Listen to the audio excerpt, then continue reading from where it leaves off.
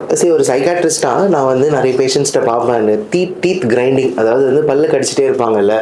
அது வந்து பொதுவா பார்த்தீங்கன்னாக்கா ட்ரீட்மெண்ட்னாலேயும் ஒரு சில பேருக்கு சைடு எஃபெக்டா வரலாம்.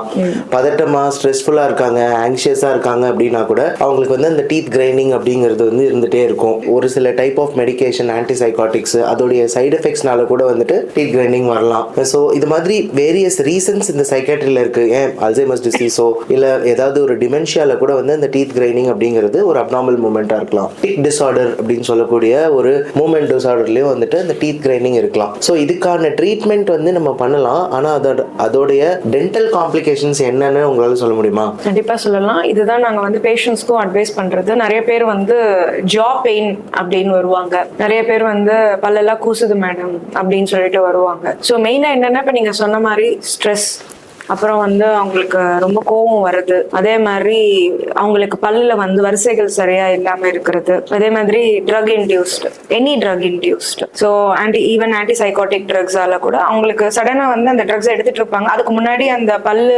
தேய்ச்சிக்கிறதுக்கான ப்ராப்ளம் இருந்திருக்காது. ஆனா அந்த ட்ரக்ஸ் எடுத்து கொஞ்ச நாள் கழிச்சு அவங்க நோட்டீஸ் பண்ணிருப்பாங்க, நைட் எல்லாம் கடிச்சு காலையில எந்திரிச்சா இங்கெல்லாம் வலிக்குது, எனக்கு தலையெல்லாம் வலிக்கிற மாதிரி இருக்கு.